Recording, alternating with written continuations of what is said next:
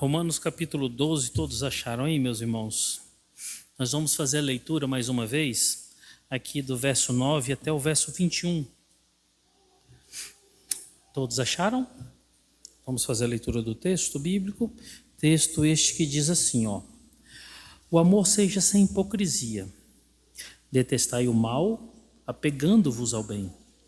Amai-vos cordialmente uns aos outros, com amor fraternal, preferindo-vos em honra uns aos outros.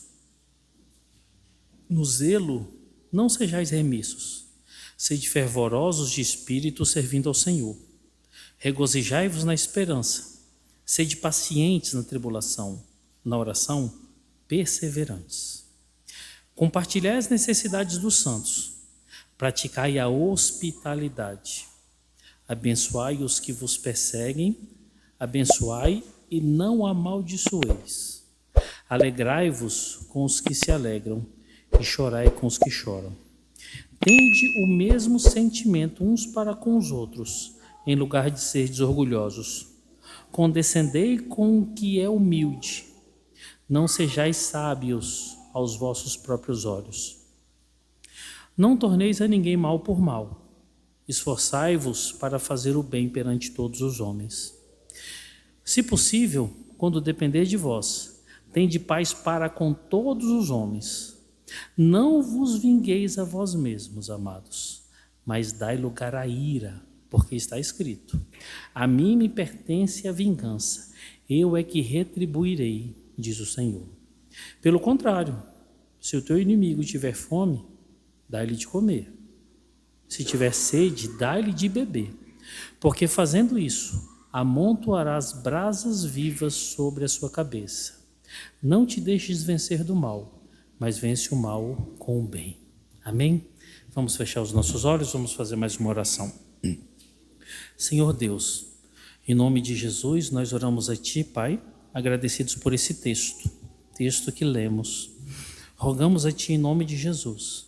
Fala conosco, Pai, que o Teu Espírito Santo comunique essas verdades ao nosso coração.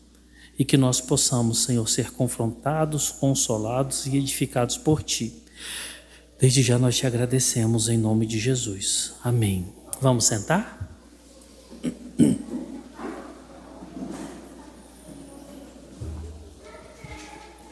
Meus irmãos, nós estamos diante do texto, o qual, se nosso bom Deus permitir, nós vamos concluir essa segunda parte do capítulo 12 hoje.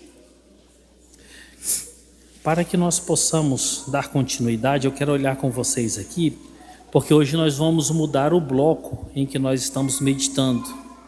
Observem aí na Bíblia de vocês, nós estamos diante aqui na segunda parte do capítulo 12, que vai aqui do verso 9 até o verso 21.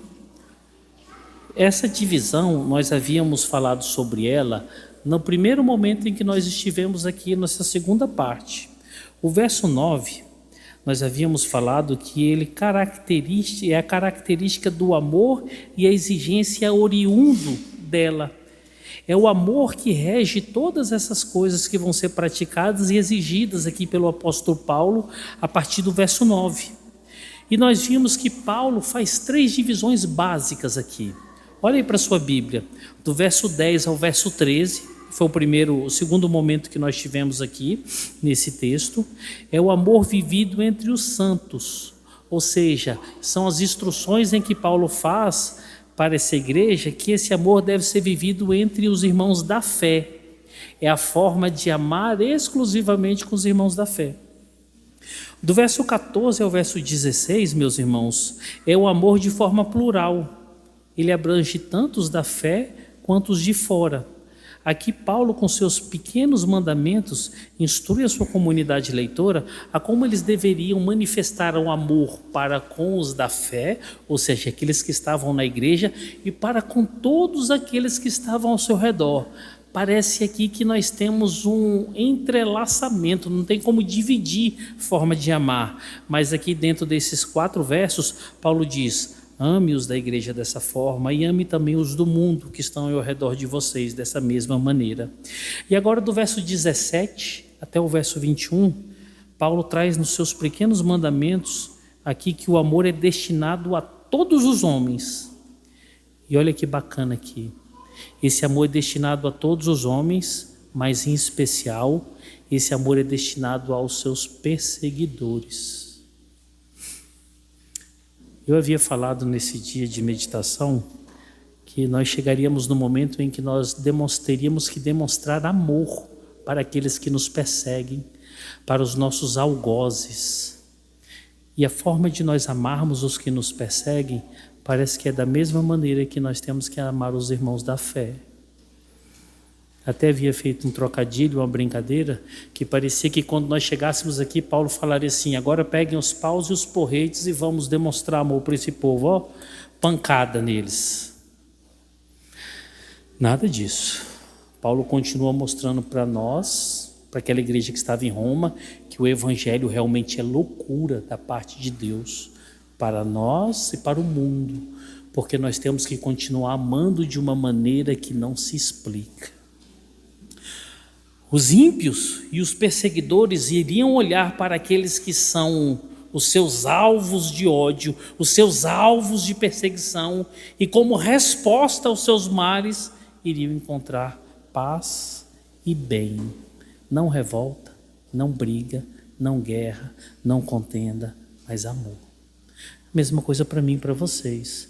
Aqueles que nos perseguem, quando eles encontrarem uma resposta de nós, eles vão encontrar a prática do bem, a prática do amor, a prática de algo que é inexplicável para esse mundo. Nós vimos domingo passado, só que domingo passado, por causa do tempo, eu fiquei junto com vocês detidos aqui do verso 14 ao verso 15. E o verso 16 ficou faltando para que nós pudéssemos fechar aqui o que Paulo está tratando nesse segundo ponto, que é o amor vivido de forma plural, o que abrange os irmãos da fé e aquelas pessoas do mundo. Então eu quero olhar com vocês aqui de forma mais célere o verso 16, porque ele simplesmente faz o fechamento do que ele falou no verso 14 e verso 15, para que nós possamos entrar aqui no verso 17 e irmos, se assim nosso bom Deus nos permitir, até o verso 21. Olha aí o verso 16, meus irmãos. O verso 16, Paulo diz assim, ó: tende o mesmo sentimento uns para com os outros, em lugar de ser desorgulhosos, condescendei com o que é humilde, não sejais sábios aos seus próprios olhos. Aqui no verso 16, nós fechamos a segunda parte do segundo bloco aqui do que nós vimos do capítulo 12. É o amor que alcança os da fé e os de fora. Paulo instrui essa comunidade que eles devem amar os da fé, como da mesma forma amar os que são de fora, os que não estão dentro da casa do Senhor. E como é que isso deve acontecer? Paulo instrui, meus irmãos, a igreja para que os irmãos tenham o mesmo sentimento uns para com os outros. A igreja, ela não pode ser dissonante, ela tem que ser unívoca na forma de entendimento e na forma de pensamento. Nós não estamos aqui em pensamentos plurais, não estamos aqui levantando cada fileira uma bandeira diferente uns dos outros. Não, nós temos um pensamento unívoco sobre o reino de Deus.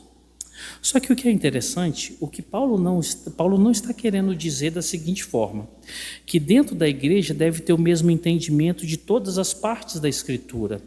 Vocês devem ter o mesmo entendimento, a mesma compreensão de cada vírgula da Escritura. Paulo não está falando sobre isso.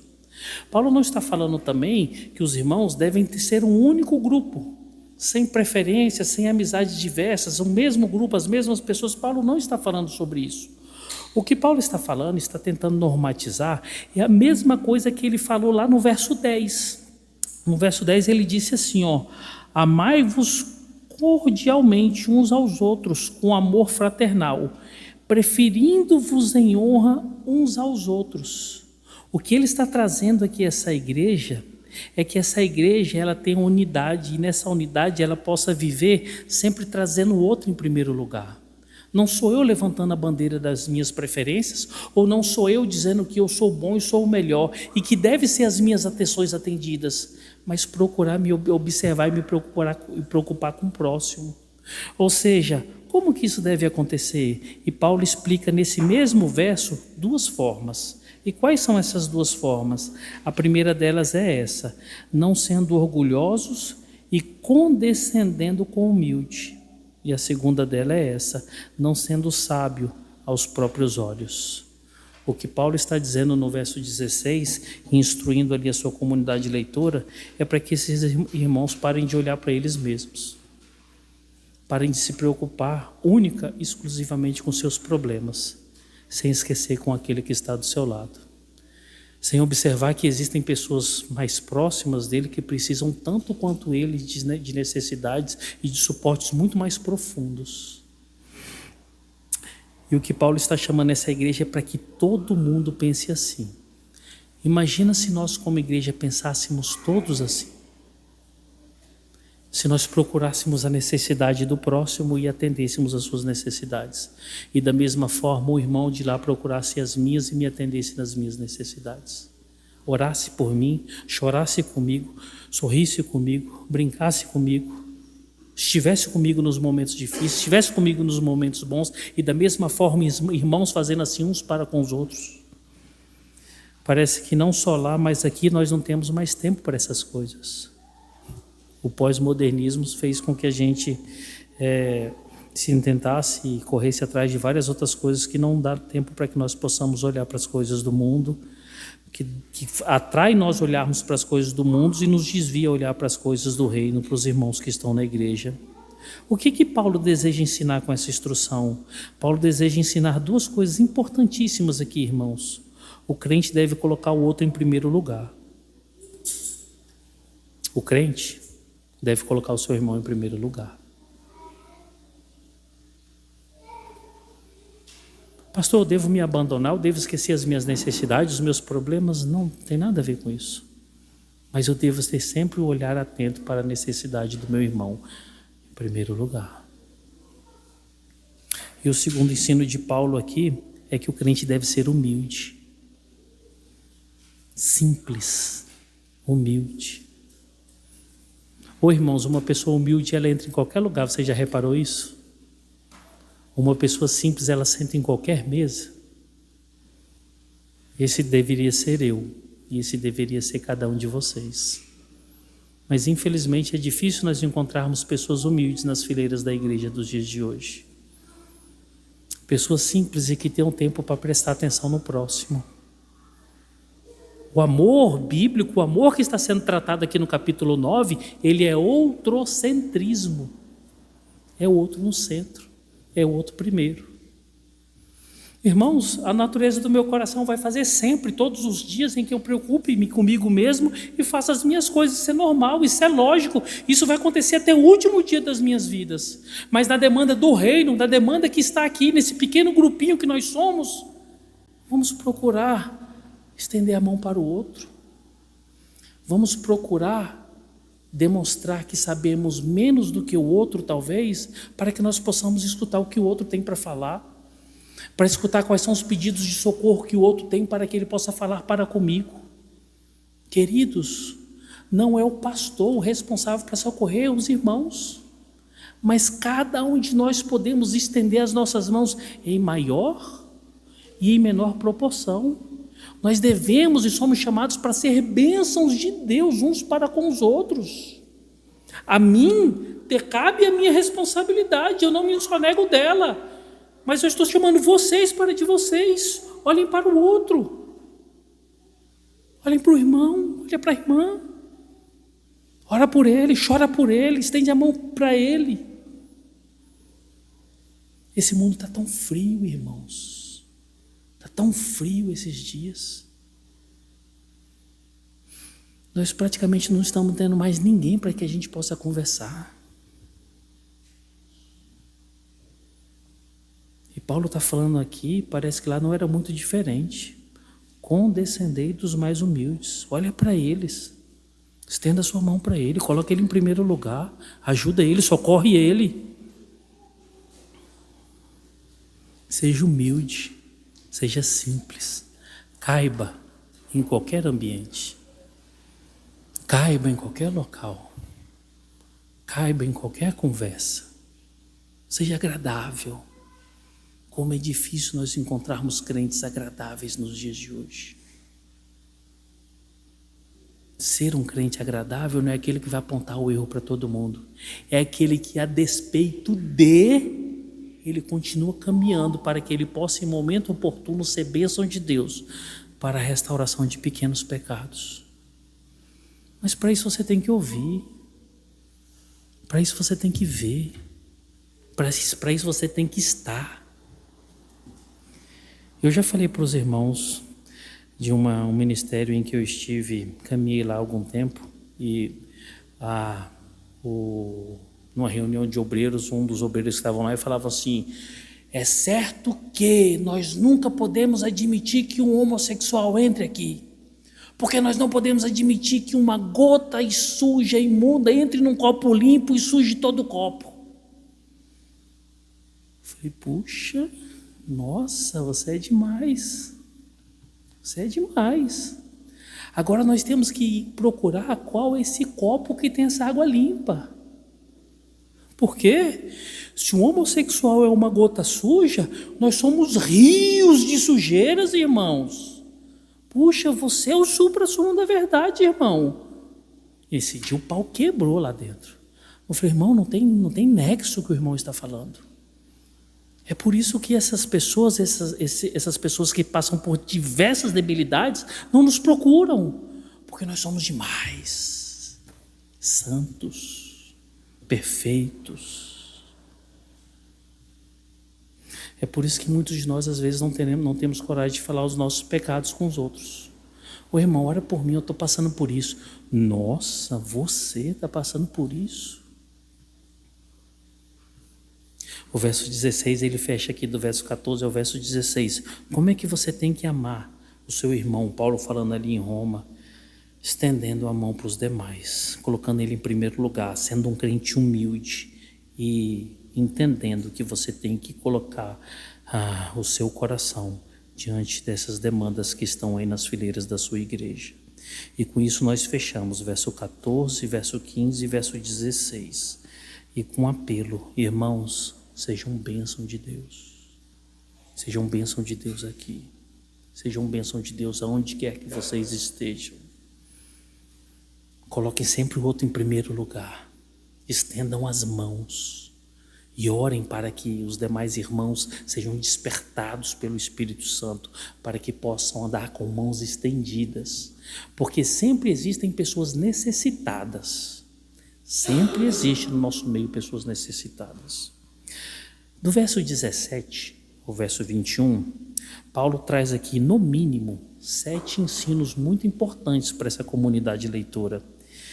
E se eu pudesse intitular aqui, do verso 17 ao verso 21, eu vou trazer para vocês uma frase que vai chamar a atenção de vocês. O crente não pode ser inimigo de ninguém. O crente não pode ser inimigo de ninguém. Mas o crente terá muitos inimigos. Paulo está falando isso para a sua comunidade de leitura. Vocês não podem ser inimigos de ninguém.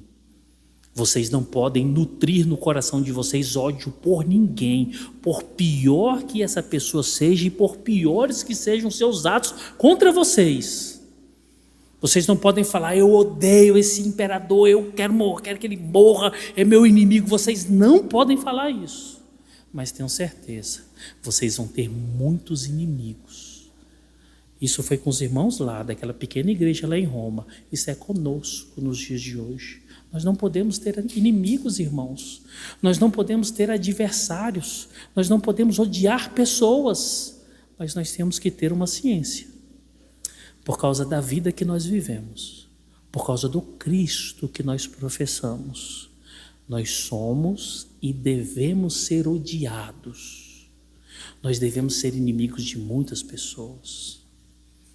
Isso é lógico. Tendo dito isso, do verso 17 ao verso 21, Paulo mostra como é que isso acontece. A primeira demonstração e o primeiro ensino é esse. É impossível controlar as ações e sentimentos contra nós. Ou seja, não tem como você controlar o que as pessoas pensam de você. Não tem como você controlar o que as pessoas sentem por você. Você tem que viver o que Cristo ensinou, você tem que ser Cristo nessa terra, você tem que ser luz, você tem que ser sal, e por ser isso, respostas chegarão, e você não tem como controlá-las. Segundo o ensino que Paulo mostra e ensina para essa comunidade, é que diante do nosso testemunho de fé, não devemos exigir paz e aceitação. Eu simplesmente tenho que continuar vivendo. E a paz, e a aceitação, e os bons olhares, e os aplausos, não terão para nós. Não tem crente que vai ser aplaudido, não tem crente que vai ser benquisto, não tem crente que vai ser aceitável. Todos nós, em maior ou menor proporção, sempre seremos rejeitados. Sempre seremos conspurcados com os olhos de pessoas que irão nos odiar, que irão nos detestar. Essa é a mais pura verdade. A igreja de hoje está sedenta, ávida por reconhecimento, ávida por aceitação, ávida por estar amalgamada com alguns meios seculares. Que isso, irmãos? Que isso? Crentes nos dias de hoje, crentes professos e crentes até piedosos, estão desejosos para que os seus nomes estejam em algumas listas. Irmãos, pelo amor de Deus, isso é impossível. Isso é impossível. Jesus falou que se chamaram de Beelzebu, o mestre, o Senhor. O que falaram de vocês? Nós somos, para as pessoas do mundo, indesejáveis. O terceiro ensino que Paulo vai trazer aqui é que provavelmente, ou certamente, o crente sofrerá terríveis males, terríveis injustiças. E em momento algum poderá se vingar. Você vai ser perseguido. Você vai ser injustiçado. Vão acabar com vocês. E vocês não podem se vingar. Vocês não podem retalhar. Vocês não podem revidar. Vocês não podem matar. Vocês não podem odiar. Pelo contrário, vocês devem fazer o bem. O quarto ensino: só Deus pode fazer o bem ou o mal. Só Deus é o vingador. Só Deus. Eu não. Vocês não. Nenhum crente pode. Nenhum crente em Jesus pode. O que compete a nós é joelho no chão. O que compete a nós é buscarmos cada dia mais a meditação da palavra de Deus, clamarmos ao Espírito Santo para que Ele nos fortaleça e nos dê graça, porque o nosso coração clama, ávidos por vingança. Mas não pertence a nós. Não pertence a nós. O quinto, e do quinto ao sétimo ensino aqui, isso pertence a nós. Quando for possível, temos que procurar paz com todos. É possível? Então tenha paz com todos. É possível? Então faça. É possível? Então não faça. O sexto ensino: fazer o bem para os que querem o meu mal. O que eu faço, pastor? Essa pessoa está vindo, vai me retalhar, vai me fazer mal, vai me destruir. Faça o bem. Essa pessoa está acabando comigo, está me destruindo. Essa pessoa está acabando comigo, está me difamando. O que eu faço? Faço o bem. Ame-o. E por último, como consequência de tudo isso, vence o mal com o bem. Esses são os ensinos que estão aqui contidos do verso 17 ao verso 21. Então vamos olhá-los aqui nos seus pormenores. Verso 17, olha aí na sua Bíblia. O verso 17 diz assim a palavra do Senhor: não torneis a ninguém mal por mal. Esforçai-vos por fazer o bem perante todos os homens. Aqui, meus irmãos, Paulo traz dois ensinos importantíssimos que a sua comunidade leitora deveria aprender e nós também colocarmos em prática. O primeiro ensino aqui do verso 17 é a generalização do verso. Paulo traz duas generalizações importantíssimas aqui. Quais são? Ninguém e todos. Olha aí na Bíblia de vocês. Não torneis a ninguém mal por mal. Paulo não está falando, irmãos, assim, ó. Não tornei para algumas pessoas mal com mal. Ou então ele não está falando assim também. Escolham as pessoas que vocês podem fazer mal. Não. Paulo está dizendo assim: não torneis a ninguém. Ou seja, ele está colocando um pacotão aqui. Ninguém deve receber mal da parte de vocês por ter feito mal a vocês. Ninguém. E qual outro momento? Esforçai-vos por fazer o bem perante todos os homens. Ele não está falando aqui, de novo, esforçai-vos para fazer o bem para algumas pessoas que são boas para vocês. Ou então, Paulo também não está dizendo aqui, esforçai-vos para ser bom ou para fazer o bem para algumas pessoas que são pertinentes. Não, irmãos. O primeiro ensino aqui dessas duas palavrinhas aqui do verso 17 é a generalização. Não importa quem ou quais pessoas estão fazendo mal, todos receberão a mesma resposta do crente.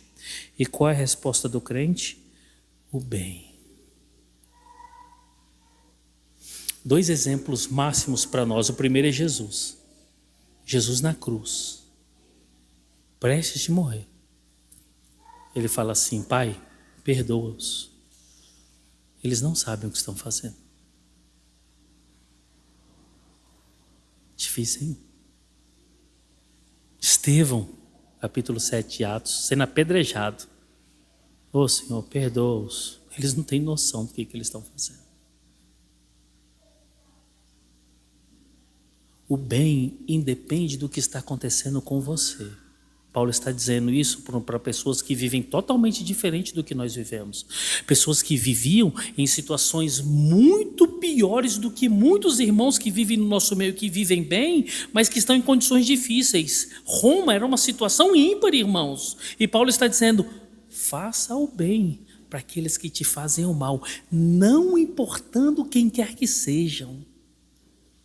Não importando o que eles façam para você, façam o bem. Paulo, como é que eu amo os ímpios, Paulo? Como é que eu amo essas pessoas, Paulo? Como é que eu cuido dessas pessoas? Faço bem, mais nada, faço bem. É nesse momento que a igreja, quando atende os necessitados de todas as formas, ela está fazendo bem. É nesse momento quando a igreja recebe decretos de governos ímpios e essa igreja não se volta para praguejar, para xingar, para atacar, para fazer burburinhos, para ir para o meio da rua, para pegar paus, pedras, mas essa igreja ora, clama, chora, intercede, chama, clama a Deus, evoca o amor de Deus, evoca a graça de Deus sobre essas pessoas. A igreja está fazendo bem. Nós estamos no meio de um burburinho tão grande que nós estamos olhando para as políticas, para as ideologias, e estamos esquecendo da palavra. Estamos esquecendo da palavra. Pastor, vão fechar todas as igrejas. Rapaz, quem que dá conta? O Império Romano não deu conta. Pastor, vão matar todos os crentes. Meus irmãos, o Império Romano não deu conta. Não teve perseguição no mundo que fez isso. E até Apocalipse apontam que aqueles grandes momentos, os eleitos estarão andando no meio desse mundo. Parece que o medo faz a gente escolher e aceitar algumas propostas meias escalafobéticas que não tem nada a ver com o Evangelho. Que loucura é essa? Que loucura.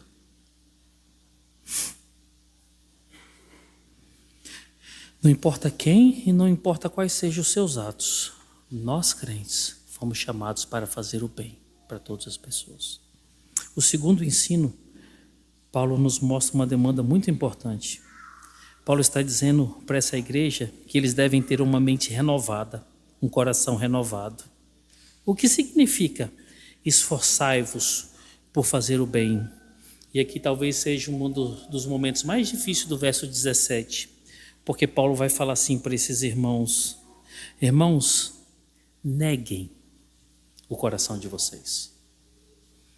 neguem a natureza de vocês. Neguem as instruções, até de pai e mãe. Neguem o sentimento que vem do âmago de vocês, por causa de uma mente renovada, por causa do Evangelho. O que ele vai tratar aqui é importantíssimo. Por quê? Porque não torneis o mal por mal, aí ele usa essa expressão, mas esforçai-vos. Esforçai-vos para quê? Para fazer o bem perante todos os homens. O que esse texto, o que essa palavra traz para nós? No grego, essa palavra significa pensar antecipadamente. Olha só, ela significa providenciar, prever e cuidar com antecedência. Olha o que Paulo fala. Paulo está instruindo o crente para mudar a natureza do seu coração. O que, pastor? Como assim? Sim, irmãos. Paulo está instruindo essa igreja para mudar a natureza do coração. Porque quando alguém nos faz mal, nosso coração entra em planos para uma resposta maligna, à altura. Vocês já viram quando a pessoa recebe uma bofetada no rosto? A primeira coisa que ela faz é partir para cima. Quando uma pessoa está numa conversa, a coisa está ficando um pouco acalorada, alguém aumenta o tom, xinga, alguém aumenta o tom, parte para cima, o outro vem como uma avalanche, porque é a natureza do nosso coração. E Paulo fala assim, isso aí não serve para Deus. Detalhe, prestem atenção. Paulo está falando para uma igreja que está dentro do império mais poderoso da sua época. Paulo está falando assim, quando essas pessoas vierem contra vocês e vierem com a temperatura altíssima, mudem a natureza do coração de vocês. Eu vou dar um exemplo para vocês. Como que isso é difícil para nós. Eu imagino como foi difícil para aqueles irmãos. Eu andei com uma família que infelizmente chegou ao divórcio. A caminhada foi longa. Houve um adultério no início do casamento, brigas, mas um dos cônjuges resolveu em dizer que perdoava e continuava o casamento. Mas ele resolveu permanecer no seu coração com um plano maligno. Qual era o plano maligno? E interessante, até hoje, se fazem quase 30 anos que começou e acabou o casamento, e essa parte desse ex-casal, esse cônjuge, até hoje pratica isso aqui. Desde esse dia até hoje, essa pessoa detrata o seu cônjuge, que agora não é mais cônjuge. Fulano não presta, fulano me traiu, fulano é um mulherengo, fulano é sem vergonha, fulano é isso. Mas essa pessoa contou para todo mundo, e quando ela chega em qualquer local, ela conta 30 anos de história, ipsilítere, caso por caso, fato por fato. É alguém que não negou a natureza do coração.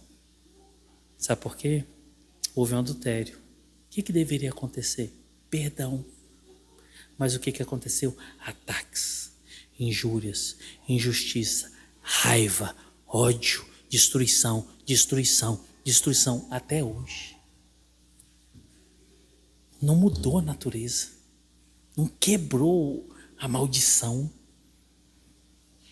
Uma certa vez, eu era de um outro ministério, tinha um pastor do nosso ministério que ele era um homem mais estudado, só que ele não tinha oportunidades. O pastor presidente não dava oportunidades para ele. Teve um dia, foi bem no início do meu ministério, quando Deus havia me chamado para servi-lo, eu lembro que uma reunião de pastores auxiliares e alguns obreiros, esse pastor chegou para a gente e falou assim, olha, um exemplo, quarta-feira vai ter a reunião dos obreiros e nós vamos colocar o pastor na parede. Estava ali, era a primeira vez que eu conversava com pastores assim. Eu vou perguntar para ele sobre o orçamento, o que ele fez com o dinheiro tal e tal e tal, e aí ele vai falar que não vai responder, e eu vou falar que eu quero. Ele vai ser veemente e vai negar. Nessa hora, você vai levantar e vai falar assim, eu quero o orçamento. E o fulano e o beltrano e os obreiros todinhos vão falar. Eu fiquei assustado, né? Eu falei, mas por que isso, pastor? Porque certamente esse pastor está roubando. Eu falei, olha, se isso está acontecendo, vamos fazer o seguinte, então. Vamos sair daqui agora e vamos lá no gabinete dele. Se você não tiver coragem de falar pessoalmente, eu falo. É mais fácil. A gente não precisa levar ninguém a um escândalo. Mas não, o desejo do coração daquele homem era: você não me deu oportunidade, eu não prego, eu não ensino porque você não me dá oportunidade, então eu vou te arrebentar. Sabe o que Deus fala? Isso não serve para mim. Isso não serve para mim. E o que Paulo está ensinando aqui, irmãos? Como é que Paulo deseja mudar a natureza do coração daqueles irmãos e ao mesmo tempo mudar a natureza do nosso coração? E aí onde entra essa palavra: não arquitetando o mal, mas esforçando-se, planejando e executando o bem. Olha a força dessa palavra. Esforçar é você arquitetar. Esforçar é você planejar. Esforçar é você se dedicar para fazer o bem contra aquela pessoa que te fez o mal. Se você não entender isso, irmão, você não compreendeu a palavra do Evangelho. Mas pastor, eu vou ter raiva no meu coração. É claro que vai ter. O coração não muda do dia para a noite. Pastor, mas eu ainda vou ter dificuldade. É claro que vai ter.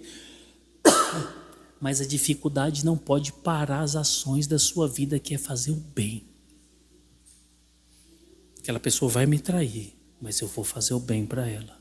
Aquela pessoa vai me atacar, ela vai me perseguir, mas eu vou me esforçar até o último momento para amar essa pessoa, fazendo o bem que ela precisa da parte de Deus. Esse conselho foi para os irmãos lá em Roma. Vai vir a perseguição.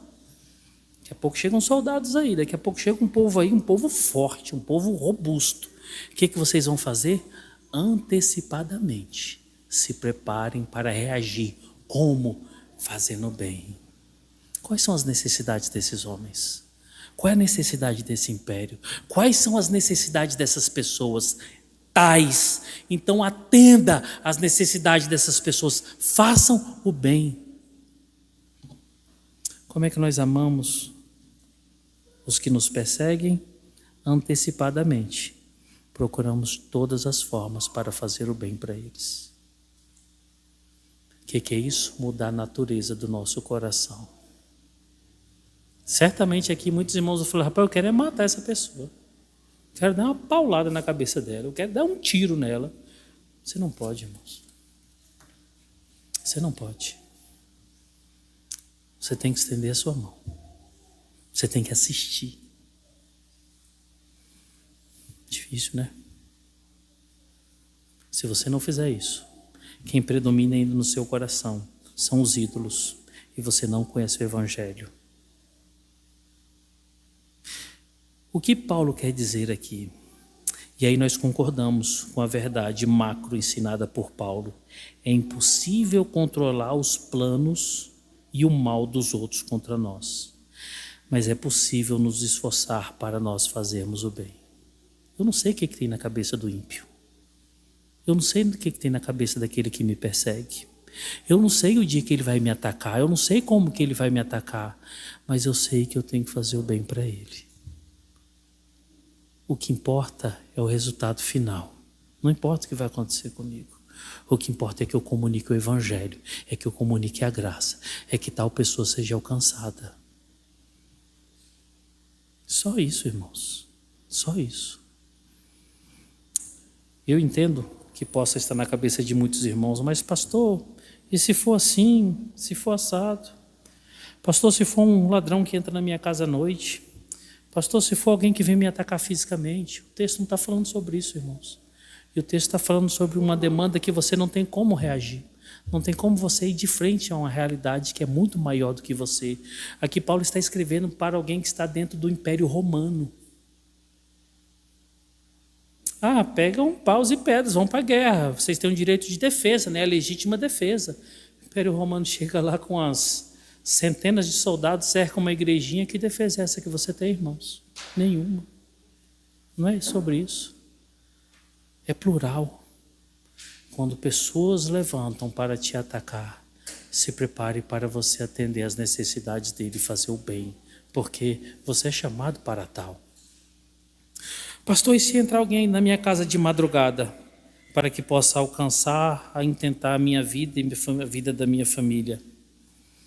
E aí nós temos que ser bíblicos, antes eles do que nós. E aí nós temos que nos defender, ligeiramente nós temos que nos defender. A Bíblia não fala que eu tenho que nesse momento abrir mão da minha responsabilidade de esposo, de pai, de chefe de família, defender minha casa, não tem nada a ver com isso. Entrou na sua casa à noite, que você tem instrumentos legítimos para se defender, e o faça para a glória de Deus. Mas se as pessoas te atacam e te difamam, faça o bem para elas. Se a pessoa te fechou no meio da rua e ainda fez gestos obscenos, gritou um monte de palavrão, ore por ela. Se pessoas querem te prejudicar e te deram até um cano, uma coisa que não prejudica, né? Te deram um prejuízo, ore por ela. Se as pessoas gritam com você, fazem mal a você, orem por elas, estenda a mão para elas. Foi sábado agora, a gente estava trabalhando, aí a senhora chegou lá e falou com o Tim, para ele pedir Uber para ela. E ele foi explicar para ela que ela tinha que desbloquear o aparelho. E ela falou assim, eu sou burra, eu não sei mexer com isso. E começou a xingar ele. E as pessoas começaram a ficar assim, sabe, sem entender. Eu fiquei de longe, porque ele estava indo bem até aquele momento. E chegou um momento que ela começou a atacar a questão racial, né? Seu negro, seu não sei o quê, não sei o quê, não sei o quê. E ele, senhora, vai com Deus, que Deus te abençoe. Olha a diferença. É racismo, chama a polícia. Minha senhora, vai com Deus. Ela foi para o comércio do lado, fez um outro barraco lá, fez outra bagunça lá, foi para outro local, fez outra bagunça. Ela levantou com espírito de porco. Ela queria arrumar alguém para que ela pudesse descarregar todas essas mazelas do seu coração. Eu vou bater de frente com uma pessoa dessa? É uma guerra que não compensa, irmãos. Senhora, Deus te abençoe. Posso te ajudar aqui desse? Não. Vai com Deus ali, alguém vai poder te ajudar. O problema é que parece que nós estamos sendo doutrinados a comprarmos e levantarmos guerras, todo tipo de guerra, e parece que nós temos que fazê-lo para não perdermos o critério ou então a identidade de falarmos nós somos homens, somos másculos, nós somos macho. Mas talvez não é nem crente. Você pode ser várias coisas, mas não é crente. Não compensa, irmãos. O que Paulo está falando, antecipadamente, se preparem para ser bênção para aqueles que vêm contra vocês. Verso 18 e verso 19.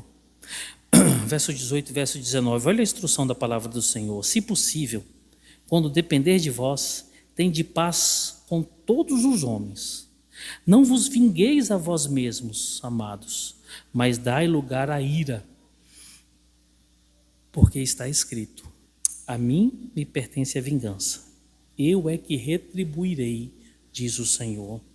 Aqui Paulo traz 3 ensinos desse texto e nos traz um aspecto muito importante que é doutrinário. O primeiro ensino está aí com 2 palavrinhas, se possível. Uma partícula condicional e um adjetivo. Paulo ensina aqui para essa igreja o seguinte, de fato importantíssimo. O resultado final deste verso não depende exclusivamente do crente. Paulo deixa claro para a sua comunidade leitora e as escrituras deixam claro para nós que existem impossibilidades na nossa vida. Aqui existe uma baita, um enorme condicional, se for possível. Ou seja, não é do seu jeito, não é da sua forma. Tudo tem um tempo e às vezes nem com o tempo, nem com os esforços e nem com qualquer coisa que alguém faça vai ser possível vocês lograrem êxito com alguma coisa, porque nós somos limitados. Se for possível, faça. Paulo está deixando claro para essa comunidade leitora, vocês são limitados. Existe uma corda, existe um local, até um tal local eu chego, até um local eu vou, mas dali para frente eu até quero ir, mas não dou conta. Eu sou limitado, eu não posso. Irmãos, com isso traz na nossa mente, traz ao nosso coração uma condição de humildade tão grande, de paz, porque tem coisa que eu não vou ter como fazer nada. Tem coisa que faz com que o crente só ore. e repouse em silêncio, pedindo graça a Deus para que as coisas possam acontecer e para que possa, se for possível, cair as impossibilidades. Ser limitado não é vergonhoso, irmãos. Ser limitado é bênção de Deus. Porque nossas limitações são muito maiores do que as nossas ilimitações. Você quer ver um exemplo? O Senhor Jesus falou que você pode fazer o que você quiser fazer. Você não vai mudar um côvado do seu destino.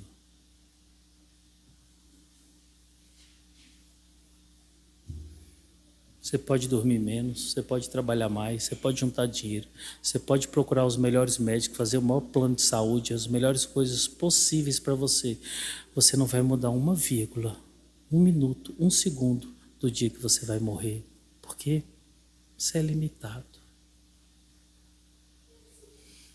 Já parou para pensar que você não vai poder ajudar e salvar os seus no momento difícil, em que é o momento dele, você não vai poder fazer nada por ele? Apareceu uma doença naquele que você ama tanto, um câncer. Você não vai poder fazer nada, porque você é limitado. Nós somos limitados, e Paulo está falando aqui, se possível, vocês são limitados. Só que agora o texto continua. Se possível, quando depender de vós, agora nós chegamos. Se depender de vós. O que é isso? Agora existe a possibilidade. E aqui no verso 18, nesse pequeno bloco que nós estamos falando, Paulo sai da impossibilidade e vai para a possibilidade. Quando não existe possibilidade, qual é a recomendação paulina? Aquieta o seu coração, fica parado, fique em paz, ora ao Senhor, fique tranquilo, espere as coisas acontecerem. Agora as possibilidades mudaram, as coisas apareceram. Está claro, é possível. Duas verdades ficam claras nesse momento. Não dependendo do crente, ele deve ter paz. Dependendo do crente, ele deve fazer o possível para viver bem com todos os homens. Agora depende de vocês. Façam o bem. Mais uma vez, esse tratado está sendo escrito por uma igrejinha lá em Roma, no meio de pessoas cruéis, perversas. Agora é possível? Então façam o bem, vivam bem com todos os homens. Chega para nós, irmãos. Agora é possível para nós. O que nós temos que fazer?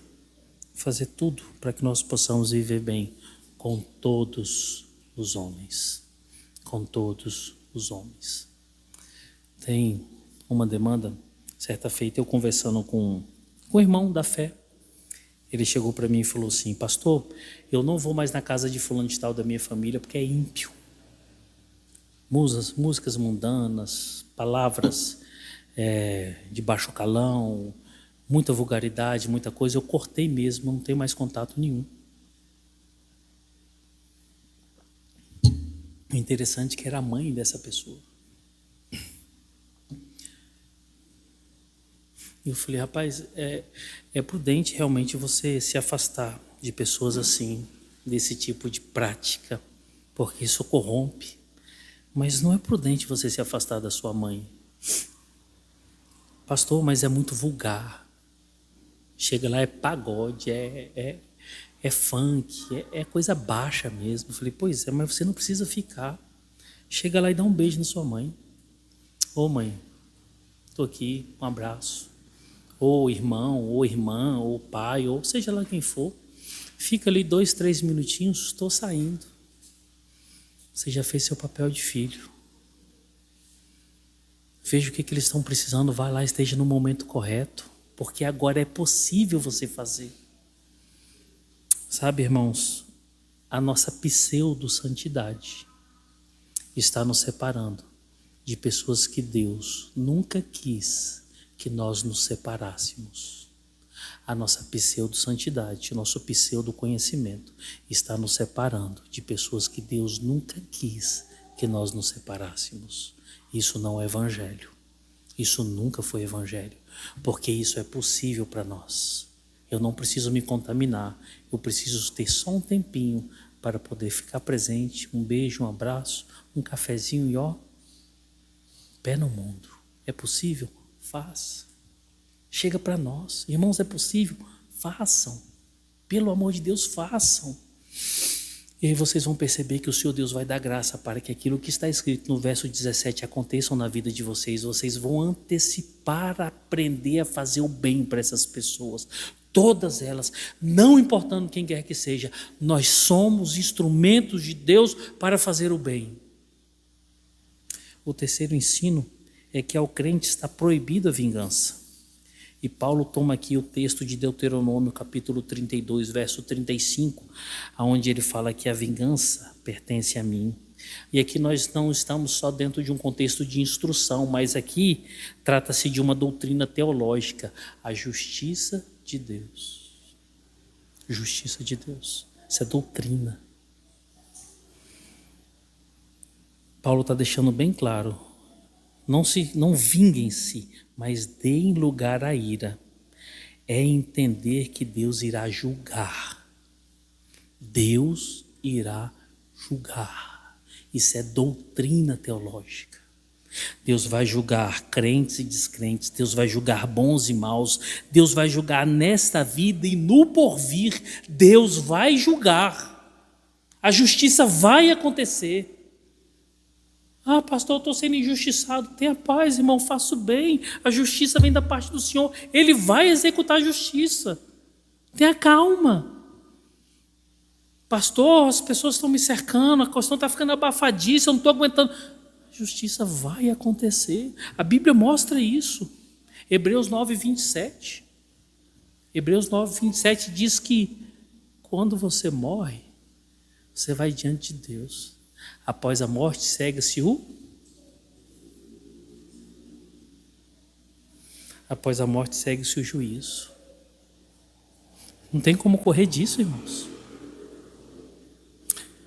Apocalipse capítulo 6, verso 9 e verso 10. Olha que cena linda, olha que cena linda. Esse texto mostra os mártires. E o Senhor Deus e os mártires reivindicam: Senhor, até quando? Quando que o Senhor irá fazer justiça? E aqui eles não estão reclamando, aqui eles não estão choramingando, aqui eles estão clamando por justiça. Eu só falo assim: vai acontecer. Vai acontecer. Irmãos, Gênesis capítulo 18, do verso 16 ao verso 21, mostra Deus executando justiça aqui. Abraão recebe o Senhor Deus e mais 2 anjos. Prepara ali uma comida para eles, eles se assentam, conversam ali. Abraão percebe que eles estão querendo passar, Abraão tenta segurar de todas as formas, mas os 2 anjos, vão para onde? Sodoma e Gomorra. Sabe por quê, irmãos? Porque agora nós entramos num termozinho do Antigo Testamento que mostra essa doutrina teológica importantíssima para nós crentes. Sodoma e Gomorra havia transbordado o cálice de Deus. E a ira de Deus desceu contra Sodoma e Gomorra. Deus destruiu aquele povo, matou aquelas pessoas, acabou com aquelas cidades, levou ao pó aquele local. Sabe por quê? Porque a justiça de Deus chegou contra aquela nação. Salmo 75, verso 8. Jeremias, capítulo 25, verso 15 ao verso 17. Isaías, capítulo 51, verso 17 e verso 22. E Ezequiel, verso 23, capítulo 23, do verso 31 ao verso 34. Todos esses textos você vai escutar essa expressão: o cálice da ira do Senhor. Por quê? Porque o Senhor executará o seu juízo. O Senhor não deixar passará nada. Ele vai trazer juízo. Porque a vingança não nos pertence.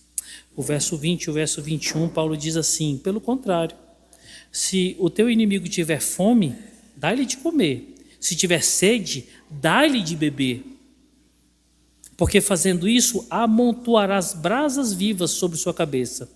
Não te deixes vencer do mal, mas vence o mal com o bem.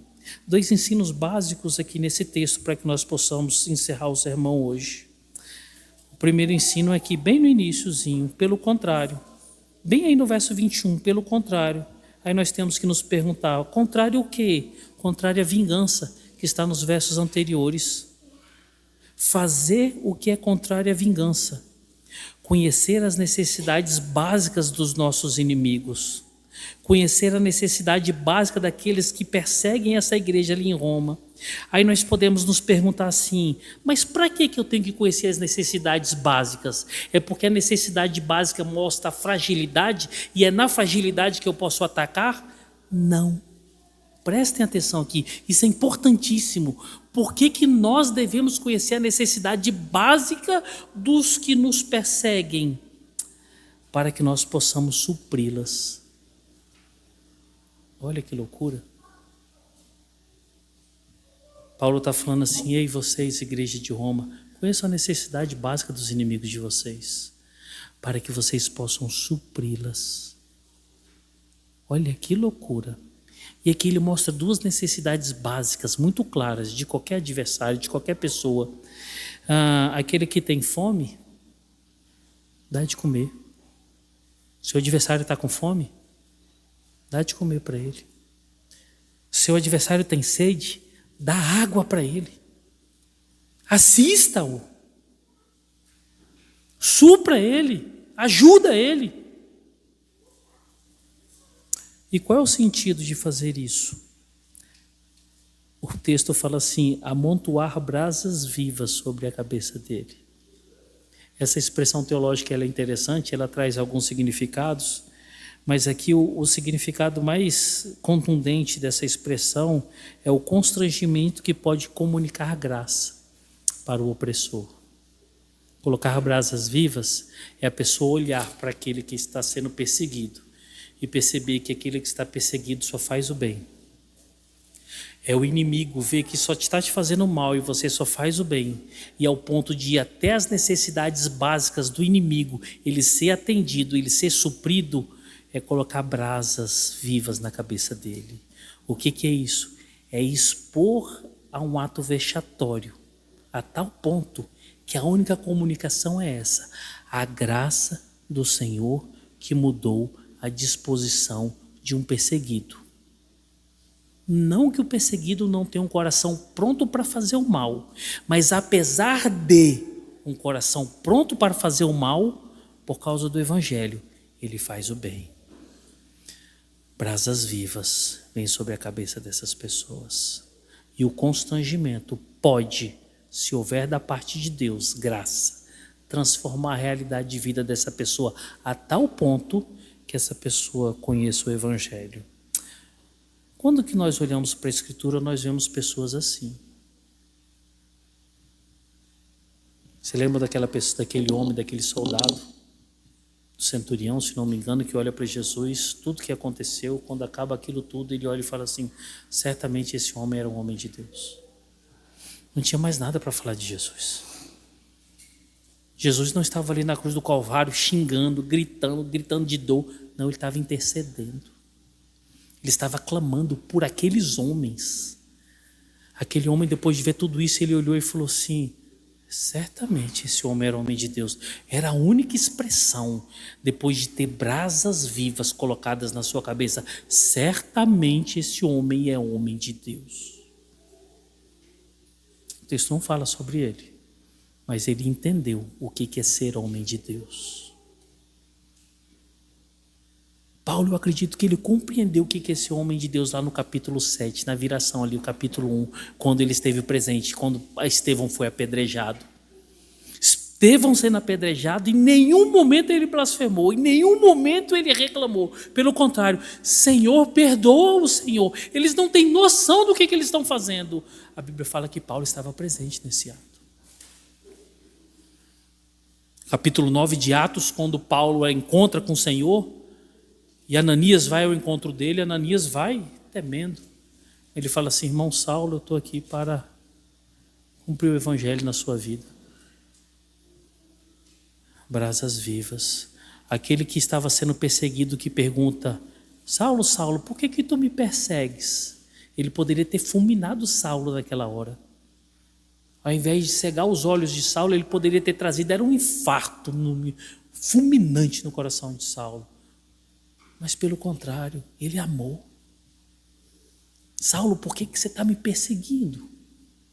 Precisava perguntar isso? Mata esse miserável, destrói ele, deixa ele cair do cavalo e quebrar o pescoço. Não, ele amou. Ele amou. Saulo cai quebrado, não fisicamente, mas o seu coração quebrado. Irmãos, nós precisamos amar.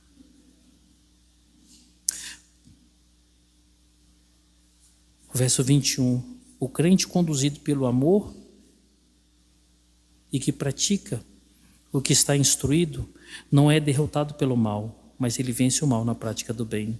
E aqui nós temos uma somatória simples, que mostra o que é esse amor. Conversão, mais conhecimento da palavra, mais amor é igual à prática do bem. Se quebrar qualquer um desses fatores, não existe matemática aqui. Principalmente, se você não encontra um crente fazendo bem para o seu perseguidor, não é que ele não seja crente, mas talvez o coração dele ainda está na disposição da carne. Ele é duro, é empedernido, louco. A prática do bem, sem olhar quem é e o que está fazendo, caracteriza um crente que entendeu o que é amar o inimigo. E 4 ensinos encerram o nosso sermão para que nós possamos trazer para os dias de hoje. Nós devemos buscar unidade na nossa igreja. Nós devemos sempre estender as mãos para os necessitados e colocar o outro em primeiro lugar. Segundo ensino, as pessoas do mundo devem nos conhecer pelas práticas do bem. Devemos sempre fazer o bem. O terceiro ensino, nossas limitações devem ser muito bem conhecidas por nós, para que nós possamos ser humildes e simples e satisfeitos no entendimento que somos necessitados do Senhor. E por último, nós somos um povo confiante na justiça de Deus. A justiça pertence a Ele, e não a mim e não a vocês. Não temos o direito de nos vingarmos. Amém, meus irmãos? Que o Senhor Deus tenha falado ao meu coração e ao seu coração. Se Ele nos permitir, nós vamos entrar no domingo que vem, no capítulo 13. E o capítulo 13 ainda está dentro daquilo que nós estamos aprendendo. A prática daquele que conhece o Evangelho. A prática agora daquele que conhece o Evangelho e conhece a palavra de Deus. Essa é difícil, viu? Essa aqui não é brincadeira, não. É entender que toda autoridade foi instituída por Deus. E nós devemos honrar as autoridades. Ei, irmãos, a partir de domingo que vem, o nó vai ficar um pouco mais apertado. Que Deus nos dê graça. Vamos fechar os nossos olhos, vamos orar. Senhor Deus, obrigado. Obrigado por Tua palavra. Obrigado, Senhor, por sermos crentes, ovelhas do Senhor. Ensina-nos e fala conosco, Senhor. Precisamos, somos necessitados de Ti, Senhor. Perdoa-nos por nossas limitações e nos ajuda a glorificar Teu nome. Em nome de Jesus. Amém.